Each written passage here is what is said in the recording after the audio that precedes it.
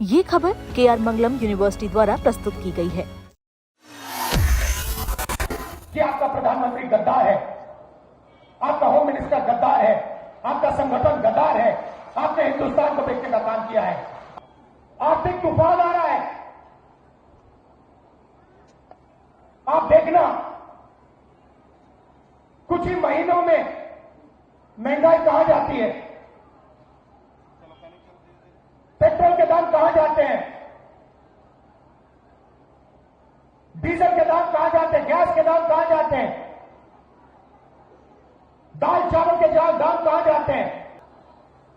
नरेंद्र मोदी ने इसको खत्म कर दिया, आपके जेब में से पैसा निकाल दिया। नोटबंदी से इसने किसानों को खत्म किया, छोटे व्यापारियों को खत्म किया, रोजगार बंद किया और अब ईरान और अमेरिका के बीच में युद्ध हो गया। राहुल गांधी जी का आज का बयान बहुत ही दुर्भाग्यपूर्ण है और कहीं न कहीं उनकी अराजकतावादी मानसिकता को दिखाता है। मैं मानता हूं कि भारतीय राजनीति में जहां सूचिता, सामाजिकता और कहीं न कहीं एक दूसरे को सम्मान देने की प्रक्रिया है, उसमें उनका यह बयान बहुत ही दुर्भाग्यपूर्ण है। मैं मानता हूं कि लगातार हो रही हार, निराशा कहीं न कहीं उनके स्वभाव और उनके चरित्र में दिख रहा है और यही हताशा और निराशा आज उनके इस सब तरह के शब्दों के बयान आ रहे हैं। मैं पूछना चाहता हूं राहुल गांधी जी, आपके पूर्वजों ने इस देश की जमीन और जमीर को हमेशा गिरवी रखने का काम किया, कभी हमारे सैनिकों के मनोबल को बढ़ाने का काम नहीं किया, लेकिन हमारे यशस्वी प्रधानमंत्री श्री नरेंद्र मोदी के नेतृत्व में इस देश की जमीन भी सुरक्षित हुई और देश के लोगों का जमीर भी मजबूत हुआ। और कहीं न कहीं आपके शासनकाल में आपके लोगों ने जब जब इस देश में राज किया, इस देश में करप्शन के रूप में पूरी तरह से आकंठ में पूरी सरकार आपकी डूबी रही। आज हम करप्शन पे जीरो टॉलरेंस की नीति पर काम करते हैं। आज हमारे देश के यशस्वी प्रधानमंत्री के नेतृत्व में आतंकवाद जैसे चीजों पर पूर्ण रूपेण लगाम लगाने का काम किया और हमारे पड़ोसी भी आज हमको कहीं न कहीं हमारी इस नीति से नतमस्तक नजर आते हैं। और किस प्रकार से आप शब्दों का प्रयोग करते हैं, जिन शब्दों का आप प्रयोग कर रहे हैं, क्या नक्सलवाद खत्म करना गद्दारी है? क्या इस देश की जमीन को सुरक्षित रखना गद्दारी है? क्या इस देश के तिरंगे का सम्मान पूरे विश्व में बढ़ाना गद्दारी है? अगर ऐसे शब्दों का आप प्रयोग करते हैं तो मुझे समझ में नहीं आता कि आपके पूर्वजों ने, आपके कांग्रेस के पुराने नेताओं ने जिस प्रकार से यहाँ के सैनिकों के सर काट दिए जाते थे, आप मौन बैठते थे। लेकिन आज भारतीय सेना को सम्मान के साथ, स्वाभिमान के साथ काम करने का जो मौका मिला है, वो यशस्वी प्रधानमंत्री नरेंद्र मोदी के नेतृत्व में मिला है। और मैं मानता हूं कि भारतीय राजनीति का आप राहु हैं, जो कहीं न कहीं पूरे तरह से देश की राजनीति की वातावरण को गंदा और दूषित करते हैं। राहुल गांधी जी, आपका बयान बहुत ही दुर्भाग्यपूर्ण है। आपने केवल नरेंद्र मोदी का ही अपमान नहीं, आपने देश की 140 करोड़ जनता का अपमान किया है।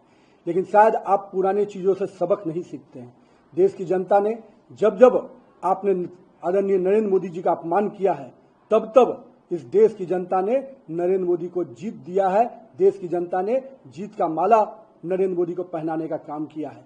देखिए, राहुल गांधी जी की कोई गलती नहीं है, बात समझिए। जिस परिवेश में मैं पैदा होऊंगा, जिस परिवेश में बड़ा होऊंगा, मेरे घर में जो बातें होंगी मैं वही कहूँगा।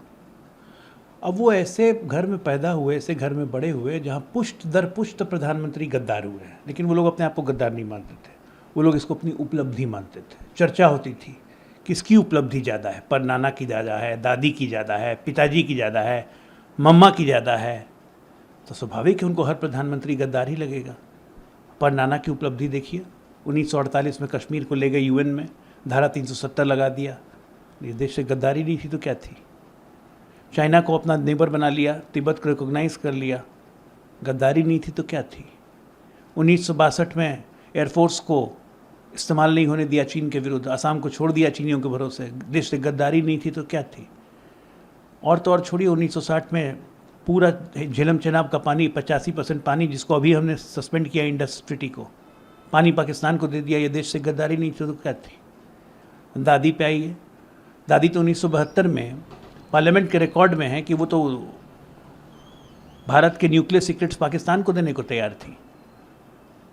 75 में इमरजेंसी लगा दी। देश से गद्दारी नहीं, क्या ईमानदारी थी?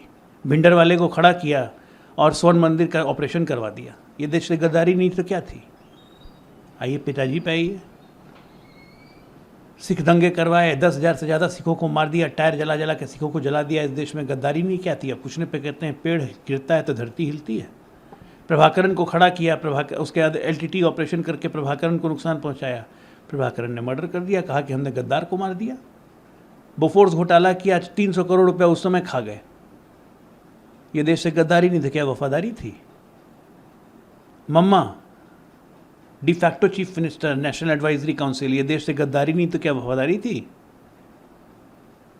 खुलेआम चीन से कांग्रेस पार्टी का समझौता, देश से वफादारी नहीं तो क्या, गद्दारी नहीं तो क्या वफादारी थी? कांग्रेस पार्टी के अकाउंट में चीन को पैसा लेते हैं, देश से गद्दारी नहीं तो क्या वफादारी थी? गलवान में चीनी सैनिक के साथ भाई साहब खुद डिनर करते हैं गलवान के समय, ये देश से गद्दारी नहीं तो क्या वफादारी थी? तो इनके खानदान में ये सब नॉर्मल है।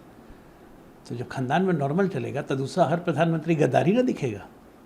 लेकिन एक बात मैं देश को कहना चाहता हूँ, जिस तरह से आज ये कांग्रेसियों को बोल रहे थे कि 5 चौक पंचाल में जाके प्रधानमंत्री को गाली दो, मैं कहता हूँ हर कांग्रेसी को कि अगर थोड़ी सी गरिमा गैरत बची है तो छोड़ दो इस आदमी को। ये देश के लिए नासूर है।